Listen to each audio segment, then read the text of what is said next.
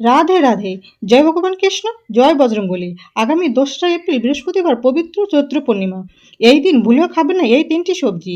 চৈত্র পূর্ণিমার এই পবিত্র দিনে পালিত হবে ভগবান রামের শ্রেষ্ঠ ভক্ত হনুমানজির জন্ম উৎসব। সনাতন হিন্দু ধর্মে হনুমানজি অত্যন্ত শ্রদ্ধেয় দেবতা। তিনি বীরত্ব, ভক্তি, সাহস ও শুদ্ধতার প্রতীক।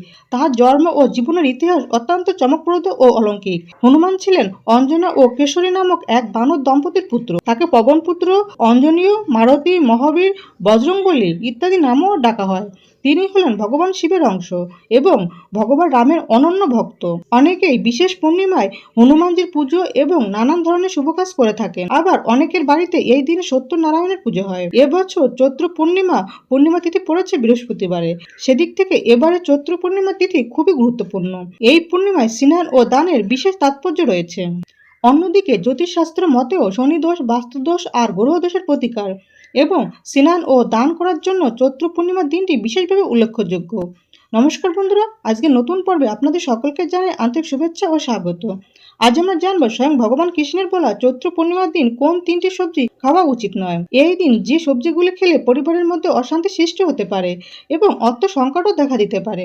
আপনি চৈত্র পূর্ণিমা বা হনুমানজির ব্রত পালন করুন অথবা না করুন, কিন্তু এই দিন অবশ্যই শাস্ত্র অনুসারে নিষিদ্ধ খাবারগুলি এড়িয়ে চলুন। তাহলে শনিদোষ, বাস্তুদোষ কেটে যাবে এবং আপনি আর আপনার পরিবারের সবাই সুস্থ ও সুরক্ষিত থাকবেন। বন্ধুরা, পঞ্জিকা অনুসারে পূর্ণিমা তিথি শুরু হবে 1 এপ্রিল 2026 বাংলার 17 চৈত্র 1432 বঙ্গাব্দ বুধবার সকাল 6:35 থেকে এবং পূর্ণিমা তিথি সমাপ্ত হবে 2রা এপ্রিল 2026 বাংলার 18 চৈত্র 1432 বঙ্গাব্দ বৃহস্পতিবার সকাল 6:48। চৈত্র মাসে চৈত্র পূর্ণিমা নিশি পালন হবে 1 এপ্রিল 2026 বাংলার 17 চৈত্র 1432 বঙ্গাব্দ বুধবার।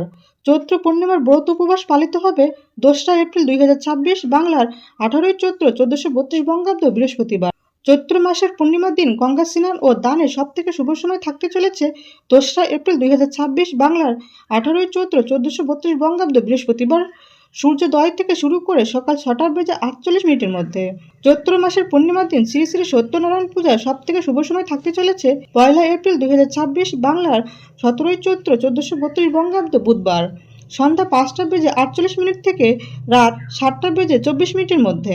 এই দিন অমৃত যুগের সময় থাকতে চলেছে 2রা এপ্রিল 2026 বাংলার 18 চৈত্র 1432 বঙ্গাব্দ বৃহস্পতিবার রাত্রি 12:46 বাদে 3:05 মধ্যে। বন্ধুরা, শাস্ত্রে বলা হয়েছে বৃহস্পতিবার চৈত্র পূর্ণিমা এবং হনুমান জয়ন্তীর দিনে কিছু নির্দিষ্ট নিয়ম মেনে চলা উচিত, কারণ এই দিন শক্তির পরিবর্তন ঘটে এবং শুভ আর অশুভ শক্তির ভারসাম্য তৈরি হয়। পবিত্র দিনে আমরা যা খাই তা আমাদের মন ও আচরণের প্রভাব ফেলে।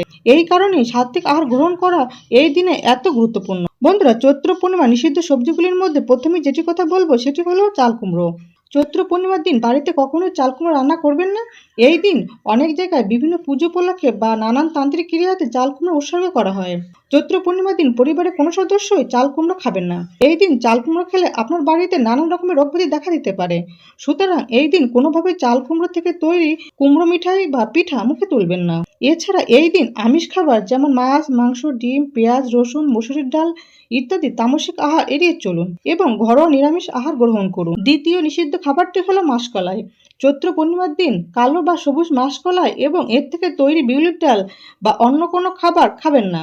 মাসকলাই থেকে ভাঙা বা ধোয়া গোটা কলাইয়ের ডাল তৈরি হয়। এই দুই ধরনের ডাল খাওয়া থেকে এড়িয়ে চলুন।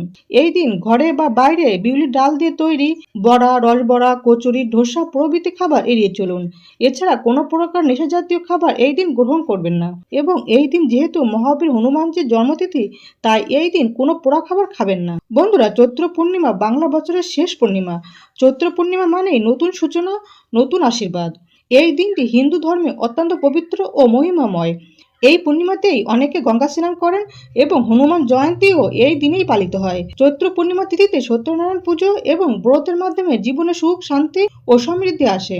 পুরাণ মতে এই দিনে পিতামহ ব্রহ্মা সৃষ্টিকার্য শেষ করেন এবং নবযুগের সূচনা হয়। এই পূর্ণিমা শুধু ধর্মীয়ভাবে নয়, আর্থিক দিক থেকেও খুব শুভ। কিছু প্রাচীন উপায় আছে যা চৈত্র পূর্ণিমায় করলে জীবনে শান্তি ও সাফল্য আসতে পারে। এই পূর্ণিমার দিন সন্ধ্যায় ঘরে ঘি বা তিলের তেলের প্রদীপ জ্বালিয়ে শ্রী লক্ষ্মী নারায়ণ মন্ত্র জপ করুন। চৈত্র পূর্ণিমার দিনটি স্নান এবং দানের জন্য খুবই গুরুত্বপূর্ণ। বিশেষ করে কোনো বৃদ্ধ বা দরিদ্র ব্যক্তিকে চাল, মিষ্টি বা নাড়ু দান করলে সংসারে অর্থের স্থায়িত্ব আসে। এছাড়া এই দিন অর্থাৎ পূর্ণিমা রাতে চাঁদের উদ্দেশ্যে অর্ঘ্য দিলে মানসিক শান্তি ও সংসারের সৌভাগ্য বাড়ে। চৈত্র পূর্ণিমা শুধু উপবাস বা পুজোর দিন নয়, বরং এই দিনটা একটি নতুন সূচনার সুযোগ। এই দিন যদি শ্রদ্ধা, বিশ্বাস ও নিয়ম মেনে পালন করা যায়, তবে আগামী জীবনে আসে শান্তি আর সমৃদ্ধি। এই পবিত্র দিনে নিজের হাতে শ্রী শব্দটি 21 বার লিখে লক্ষ্মী মন্ত্র পাঠ করুন। বেশিরভাগ মানুষ বিশ্বাস করেন যে এই দিনে যা প্রার্থনা করা হয় সেটা পূরণ হয়। চৈত্র পূর্ণিমার দিন উপবাস করে যথাবিধি মেনে পূজা অর্চনা করলে গৃহে সুখ ও শান্তি বিরাজ করে। এর পাশাপাশি এই দিন সত্যনারায়ণ কথা শ্রবণ করাও অত্যন্ত শুভ বলে মনে করা হয়। চৈত্র পূর্ণিমার দিন গঙ্গা স্নানেও একই ফল পাওয়া যায়। পুজো শেষ হওয়ার পর পারলে বাড়ির আশেপাশে থাকা সকলকে প্রসাদ দিন, তাতে আপনার শ্রীবৃদ্ধি হবে। পরম পুরুষোত্তম ভগবান শ্রীকৃষ্ণের উদ্দেশ্যে এই দিন যদি একটি মাত্র তুলসী পাতাও নিবেদন করা যায়, তাহলে অশেষ পূর্ণ লাভ হয়। কাজেই চৈত্র পূর্ণিমা পালন করা আমাদের সকল হিন্দুরই কর্তব্য। এই দিন নিরন্তর ভগবানের নাম স্মরণ ও শ্রবণ কীর্তনের মাধ্যমে অতিবাহিত করতে হয় এবং এই দিন ঝগড়া, বিবাদ, মিথ্যা কথা বলা, ক্রোধ, ঈর্ষা সম্পূর্ণরূপে নিষিদ্ধ। শাস্ত্র অনুসারে চৈত্র পূর্ণিমার দিন তৃতীয় যে নিষিদ্ধ সবজিটি খেতে নিষেধ করা হয়েছে সেটি হলো কুমড়ো। এই দিন বাড়িতে কখনোই কুমড়ো রান্না করবেন না।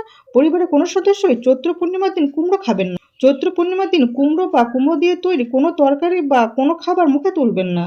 এছাড়া এই দিন চুলদাড়ি কাটা তথা ক্ষৌরকর্ম ও নখ কাটা নিষিদ্ধ। বন্ধুরা, আশা করি ভিডিওটি আপনাদের সামান্য হলেও উপকারে আসবে।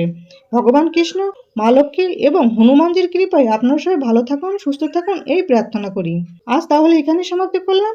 সবাই খুব ভালো থাকবেন, সুস্থ থাকবেন। দেখা হচ্ছে আগামী পর্বে। জয় ভগবান কৃষ্ণ, জয় মা লক্ষ্মী, জয় মহাবীর, জয় বজরংবলী। রাধে রাধে।